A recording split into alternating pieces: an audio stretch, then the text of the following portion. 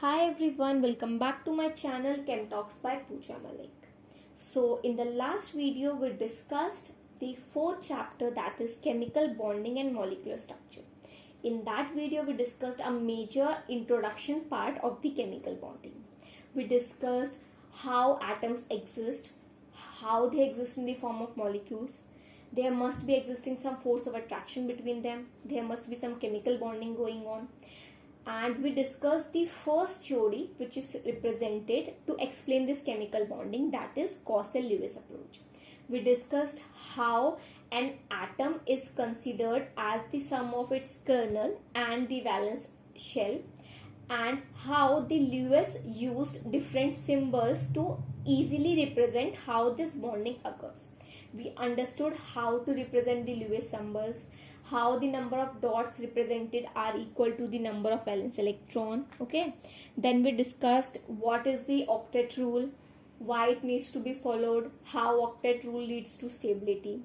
Then we discussed that to complete the octet rule, to follow the octet rule, the atoms do the sharing of electrons or they completely transfer the electron. These are the two methods. The first method, the sharing of electron, leads to the formation of covalent bonds, which could be single covalent bond, double covalent bond, and triple covalent bond. And the second method which we discussed was the transfer of electron, that is complete transfer. Either it is complete donation of electron or it is complete gain of electron. That would lead to the formation of ionic bonding. In that, the atoms are bonded through ionic bonding. So these two types of bonding we discussed. In today's video lecture, we are going to discuss the Lewis dot structures of different molecules, which are frequently asked in your exam also.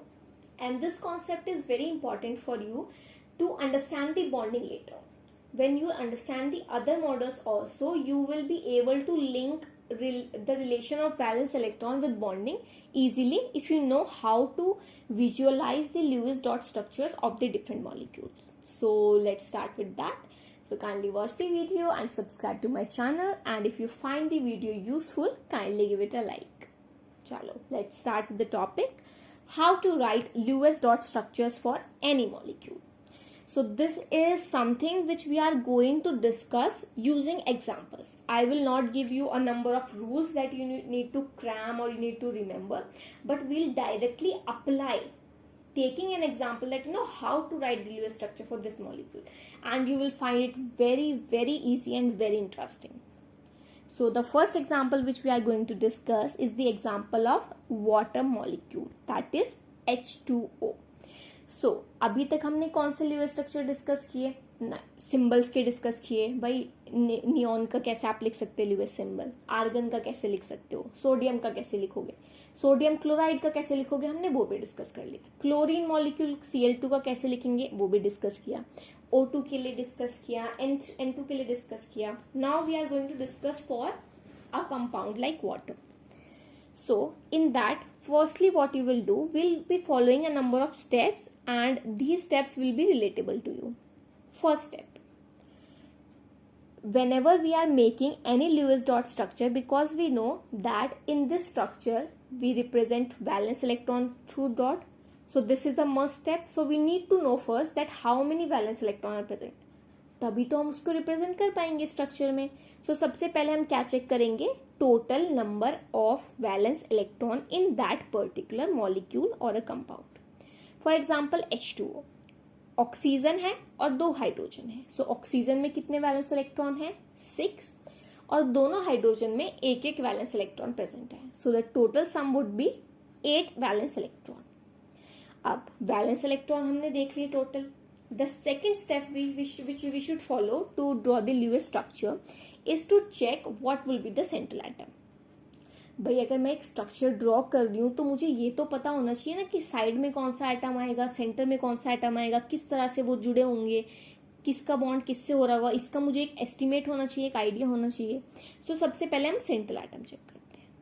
अब central atom में एक बहुत ही important point ये है कि अगर आपको different type of atoms दिए हो एक मॉलिक्यूल में, तो उसमें जो एटम लेस इलेक्ट्रोनेगेटिव होता है बच्चों, उसको हम सेंट्रल एटम अज्यूम कर लेते हैं. उससे ही बाकी एटम्स जुड़े होंगे जो कि हाई इलेक्ट्रोनेगेटिविटी के होंगे. सो हम ये पॉइंट याद रखते हैं। बट अगर हम इसमें बात करें, H2O में हाइड्रोजन प्रेजेंट है और ऑक्सीजन प्रेजेंट है, तो इसमें तो ऑक्सीजन ज्यादा इलेक्ट्रोनेगेटिव है, हाइड्रोजन कम इलेक्ट्रोनेगेटिव है। तो हाइड्रोजन को क्या हम सेंट्रल एटम अज्यूम कर ले? No. For hydrogen you have to remember that it is an exceptional case and hydrogen is never the central atom. Hydrogen can only be present as the terminal bond. इसको समझना ना बहुत easy है कि ऐसा है क्यों। देखो, हाइड्रोजन सिर्फ एक ऐसा एलिमेंट है, हाइड्रोजन और हीलियम, जो नोबल गैस कॉन्फ़िगरेशन अचीव नहीं करते फॉर 8 इलेक्ट्रॉन्स, जो ऑक्टेट रूल को फॉलो नहीं करते। हीलियम 1s2 में स्टेबल हो जाता है, जो हाइड्रोजन होता है वो 1s1 में होता है, वो 1s2 तक स्टेबल हो जाता है अगर वो एक इलेक्ट्रॉन गेन कर ले। सो हाइड्रोजन 1s2 तक एग्जिस्ट कर सकता है, उसको ऑक्टेट में 8 इलेक्ट्रॉन नहीं चाहिए, वो ऑक्टेट रूल फॉलो नहीं करता। Instead, it follows duplet rule, that is 2 valence electron it should contain. So, hydrogen को अगर मैं सेंट्रल एटम मान लूं तो दैट मीन्स कि उससे 2 बॉन्ड तो मिनिमम बनेंगे। सेंट्रल एटम हम तभी देख रहे हैं ना, अगर H2 का मॉलिक्यूल है तो उसमें तो 2 ही एटम है, उसमें सेंट्रल एटम चूज करने की जरूरत ही नहीं है। HCl है, सेंट्रल एटम चूज करने की जरूरत ही नहीं है। NaCl है, सेंट्रल एटम नहीं चूज करना क्योंकि 2 ही एटम है, सेंट्रल क्या देखना है हमें। बट अगर 3 एटम हो गए तो उसमें हम देखेंगे कि सेंट्रल में कौन जुड़ा हुआ है। जैसे हमारा H2O है तो हमें देखना है सेंट्रल में कौन है। अगर मैं हाइड्रोजन को बच्चों सेंट्रल में रख दूंगी, दैट मीन्स उससे 2 एटम जुड़े हुए होने चाहिए ना, वो 2 बॉन्ड बना पाए। पर हाइड्रोजन के तो वैलेंस शेल में आते ही 2 इलेक्ट्रॉन है, 2 बॉन्ड बना लेगा तो उसके पास टोटल 4 इलेक्ट्रॉन हो जाएंगे ना, वो तो पॉसिबल ही नहीं है। That is the reason that hydrogen is never the central atom. वो सिर्फ टर्मिनल बॉन्ड्स बना सकता है क्योंकि हर टर्मिनल बॉन्ड में सिर्फ 2 इलेक्ट्रॉन चाहिए और हाइड्रोजन को भी 2 ही चाहिए। सो इसलिए इस केस में हम इलेक्ट्रोनेगेटिविटी वाला पॉइंट इग्नोर करके ऑक्सीजन को सेंट्रल एटम अज्यूम कर लेंगे। सो अभी तक हमने क्या देखा लुईस डॉट स्ट्रक्चर के लिए? इसके एक तो इसमें टोटल इलेक्ट्रॉन 8 है, वैलेंस इलेक्ट्रॉन, और सेंट्रल एटम ऑक्सीजन है। तो हम क्या करेंगे, इसका एक रफ आइडिया बना लेंगे कि कैसा स्ट्रक्चर हो सकता है। ऑक्सीजन सेंट्रल में प्रेजेंट होगा और सिंगल बॉन्ड के थ्रू उससे 2 हाइड्रोजन जुड़े होंगे। ये हमने सिंपल अज्यूम कर लिया कि भाई बॉन्डिंग तो हो रही है ना ऑक्सीजन की 2 हाइड्रोजन से, तो सिंगल बॉन्ड तो एटलीस्ट प्रेजेंट होगा। ऐसा तो है ही नहीं कि सिंगल बॉन्ड भी ना हो। सो हमने ऑक्सीजन सेंटर में ड्रॉ किया एंड दोनों टर्मिनल बॉन्ड्स हाइड्रोजन से बना लिए एक एक सिंपल सिंगल बॉन्ड। अब हम क्या करेंगे, 2 बॉन्ड्स हमने बना लिए, यानी कि 8 वैलेंस इलेक्ट्रॉन में से 4 तो हमने यूज कर लिए बॉन्डिंग में। अब कितने इलेक्ट्रॉन बचे? 8 - 4, that is 4 electron. In 4 electrons को हम जो एटम्स प्रेजेंट हैं उन पे पेयर्स की फॉर्म में लिखते हैं। सो यहाँ पे हाइड्रोजन अगर आप देखो, उसको तो 2 इलेक्ट्रॉन चाहिए थे, वो उसने बॉन्ड बना के कंप्लीट कर लिए। लेफ्ट वाले हाइड्रोजन ने भी, राइट वाले हाइड्रोजन ने भी, उसका तो डुप्लेट रूल कंप्लीट हो गया। ऑक्सीजन पे अगर हम देखें, अभी 2 बॉन्ड लेफ्ट वाले हैं, उसके 2 इलेक्ट्रॉन लेफ्ट वाले बॉन्ड में है और 2 इलेक्ट्रॉन राइट वाले बॉन्ड में, यानी कि उस पर भी 4 इलेक्ट्रॉन ही है, उस पर भी इलेक्ट्रॉन्स की कमी है। सो ये जो रिमेनिंग हमारे 4 इलेक्ट्रॉन है बच्चों, इनको हम ऑक्सीजन पे एज पेयर्स रिप्रेजेंट कर देंगे। सो अब आप नेक्स्ट लाइन में रिप्रेजेंटेशन देख सकते हो वाटर मॉलिक्यूल की। HOH and oxygen is having these 4 electrons as the 2 electron pair. अब एक हमारे हिसाब से ये लुईस डॉट स्ट्रक्चर होना चाहिए। अब लास्ट स्टेप क्या होता है, कभी भी लुईस डॉट स्ट्रक्चर जब आप बना रहे हो तो लास्ट स्टेप है you must check that octet is complete for all the atoms. अगर नहीं होगा तो उसके लिए हम कोई तरीका ढूंढेंगे कि कैसे कंप्लीट करें। पहले हम चेक करेंगे, यहाँ पे हाइड्रोजन डुप्लेट रूल फॉलो करता है, 2 इलेक्ट्रॉन होने चाहिए, पूरे हैं। राइट वाले हाइड्रोजन के पूरे हैं। सेंट्रल ऑक्सीजन पे 2 बॉन्ड्स हैं, 4 इलेक्ट्रॉन और 4 इलेक्ट्रॉन एज पेयर्स प्रेजेंट है यहाँ पे। So total of 8 electron, that means कि ऑक्सीजन का ऑक्टेट कंप्लीट है। सो यानी कि ये जो हमने लुईस डॉट स्ट्रक्चर बनाए हैं that is correct. This is how you can write Lewis dot structure for any molecule. So why I am discussing this topic with you is that आप ऐसा भी कर सकते थे कि आप सीधा इसको याद कर लो। जैसे कभी हमने भी ऐसा किया था फर्स्ट स्टेप में कि उसको समझे नहीं, सीधा याद कर लिया कि H2O है, सेंट्रल में ऑक्सीजन होता है, साइड में हाइड्रोजन है, डन, ऑक्सीजन पे लोन पेयर है, याद कर लिया। बट आप आपको एग्जाम में हो सकता है यही मॉलिक्यूल ना पूछे, कोई डिफरेंट भी तो पूछ सकता है ना, तो तब आप कैसे बनाओगे? आप सबका स्ट्रक्चर तो याद नहीं कर सकते, बट हाँ सबका बनाना सीख जरूर सकते हो स्टेप वाइज। तो इसीलिए हम इस पे भी और एग्जाम्पल डिस्कस करके इसको समझेंगे कि ल्यूइस डॉट स्ट्रक्चर्स बनाते कैसे हैं। आई hope this point is clear to you. If you have any doubts, kindly mention it in the comment section. Next example देखते हैं, example of carbon dioxide, that is CO2. So CO2 carbon dioxide की अगर हम बात करें तो सबसे पहले हम क्या करेंगे, क्योंकि हमें ल्यूइस डॉट स्ट्रक्चर बनाना है तो हमें वैलेंस इलेक्ट्रॉन पता होना बहुत जरूरी है। सो सबसे पहले हम इसके टोटल वैलेंस इलेक्ट्रॉन्स कैलकुलेट करते हैं।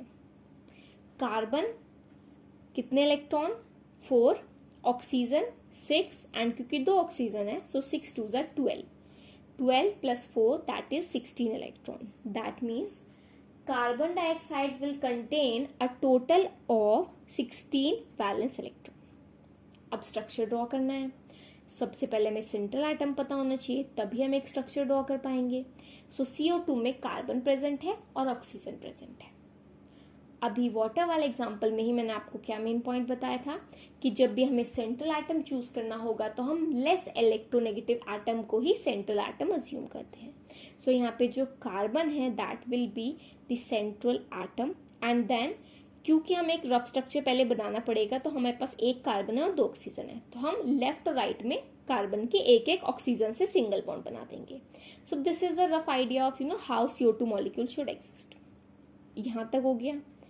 अब जब आप एक रफ स्ट्रक्चर बना लोगे उसके बाद मैंने आपको क्या बताया था, हमें क्या करना है, इसके जो इलेक्ट्रॉन अब बच गए हैं जो बॉन्डिंग में नहीं इन्वॉल्व हुए उन्हें भी ड्रॉ करना है।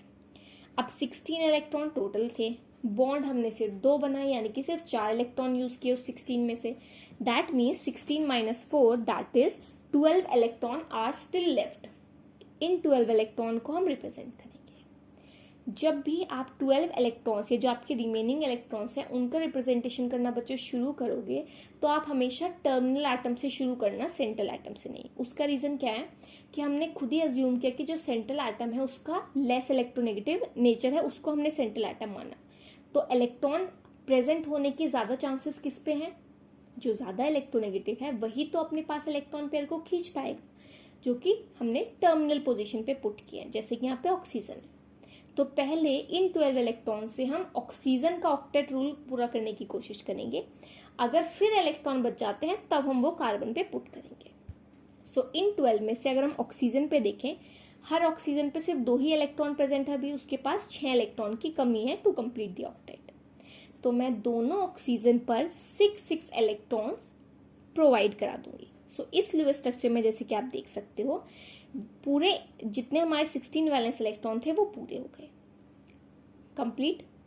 लास्ट स्टेप मैंने आपको क्या बताया, क्या चेक करेंगे हम किसी भी ल्यूइस डॉट स्ट्रक्चर में कि लास्ट में क्या सबका ऑक्टेट कंप्लीट है, कुछ गड़बड़ तो नहीं हुई। सो देखते हैं।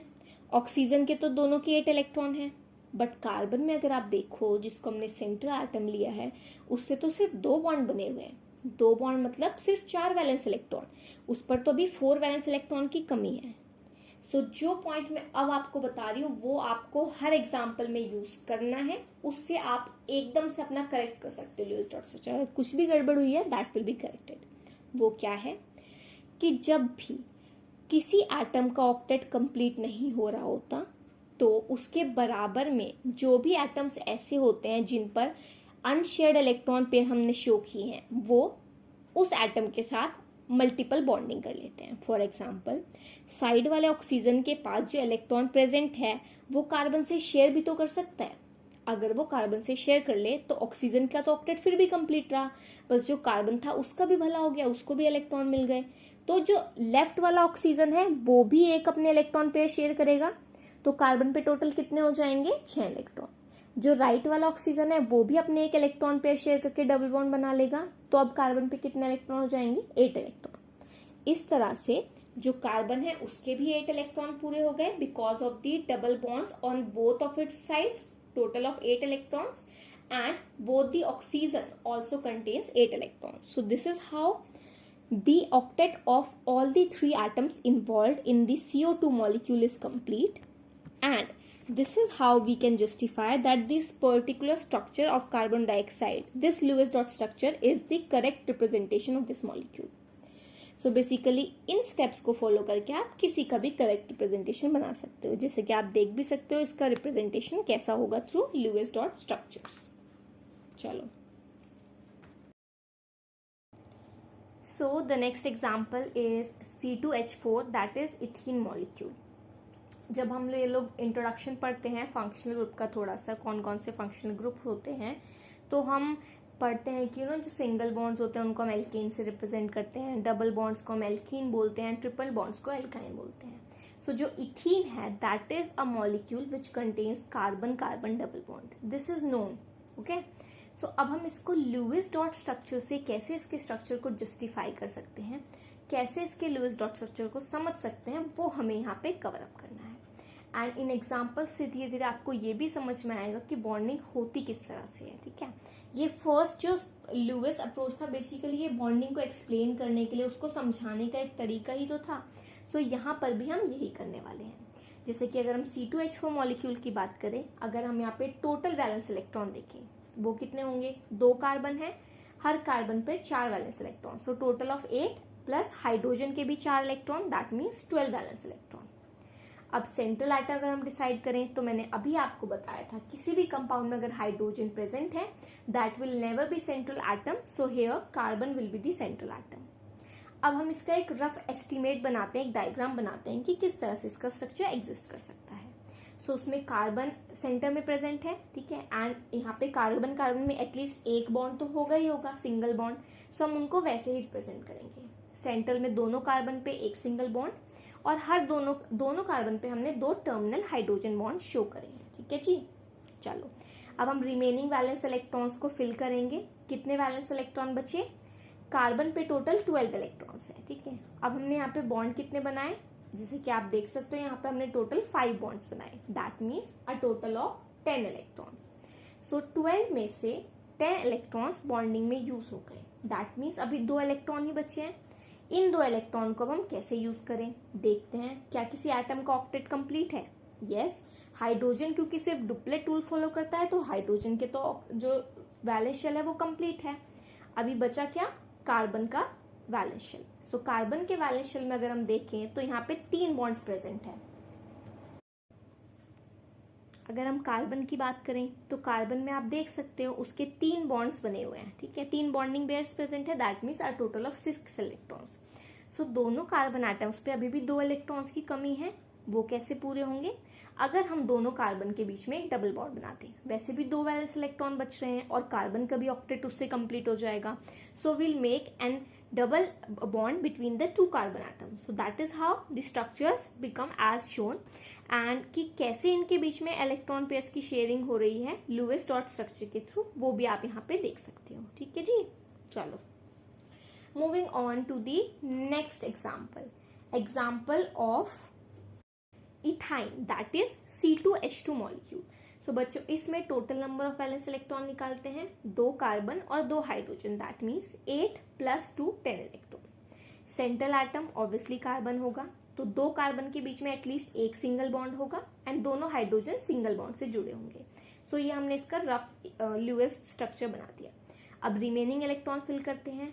टोटल 10 इलेक्ट्रॉन थे, उसमें से 3 बॉन्ड्स में यूज हो गए, दैट इज इसमें से 3 बॉन्ड पे यानी कि 6 इलेक्ट्रॉन फिल हो चुके हैं. बचे कितने, 10 - 6 दैट इज 4 इलेक्ट्रॉन. ये 4 इलेक्ट्रॉन्स कहाँ प्रेजेंट होने चाहिए, अब हाइड्रोजन का तो बॉन्ड्स पूरे हैं तो ये इलेक्ट्रॉन ऑब्वियसली कार्बन पे प्रेजेंट होने चाहिए.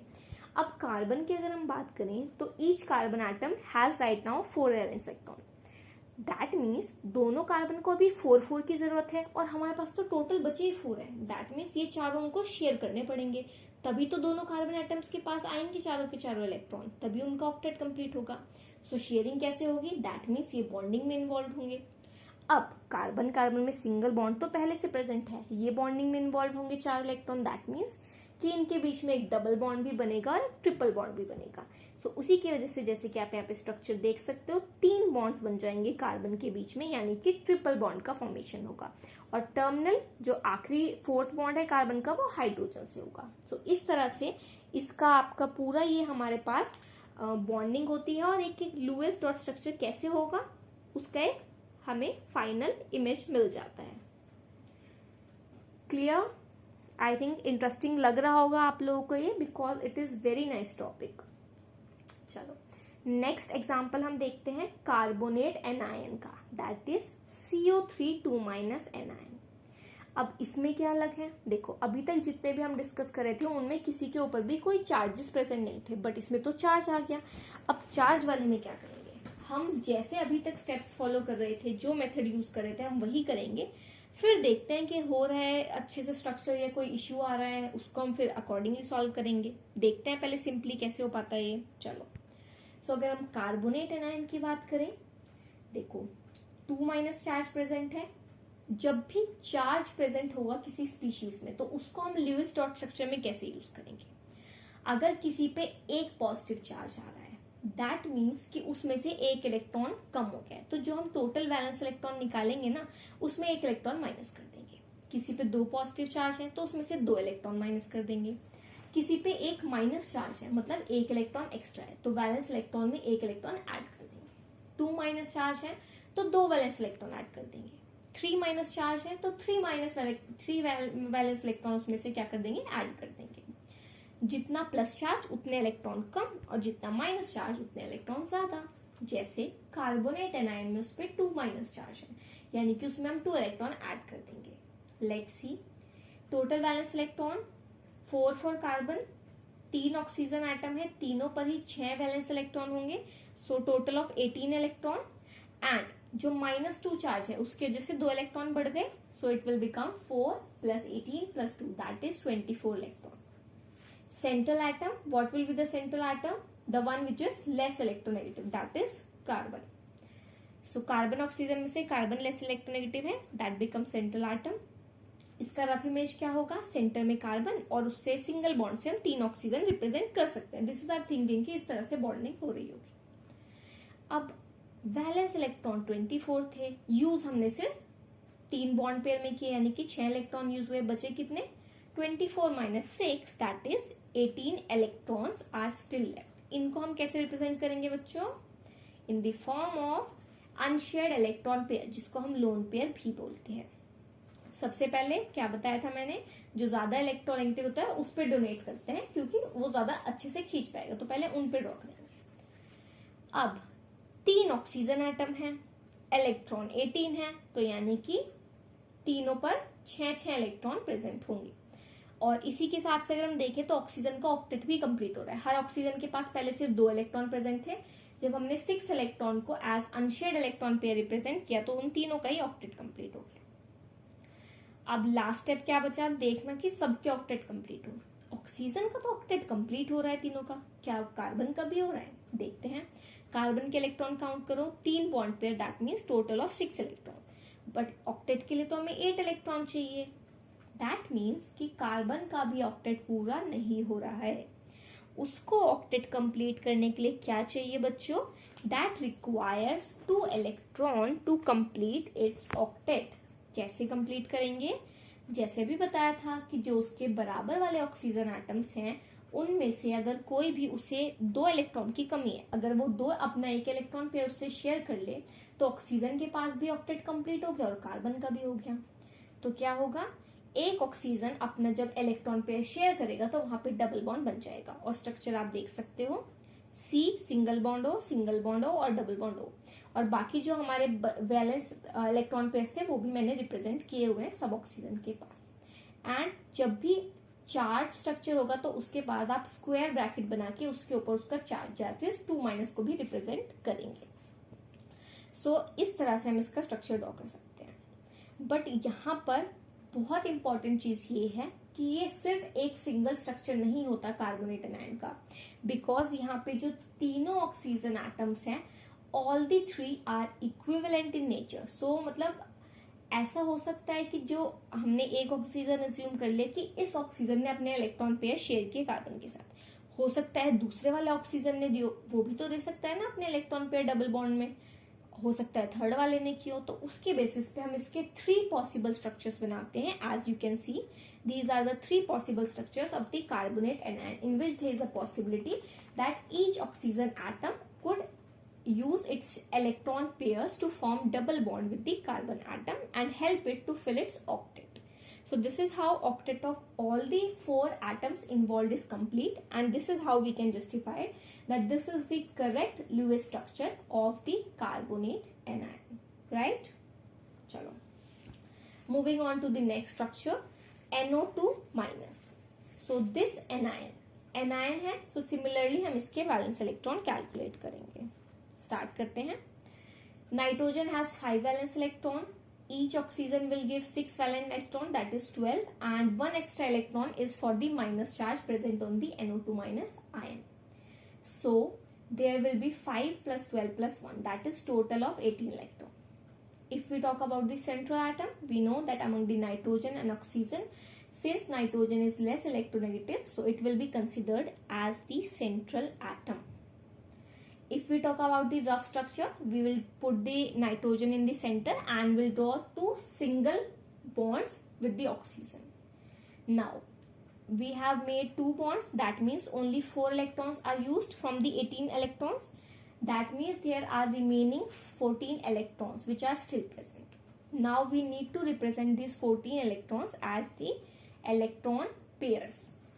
Where we will put the electrons first? On the more electronegative atom, that is oxygen. So from these 14, we put 6 electron on first oxygen atom, then the next 6 electron on the second oxygen atom. Still 2 electrons are left, right? So we will put these 2 electrons on the nitrogen atom, and now we will check if the octet is complete or not. If the octet is complete, this structure is right. If the octet is not complete, we will complete it by making some amendments. Chalo. Here oxygen, first oxygen has 8 electrons, octet complete.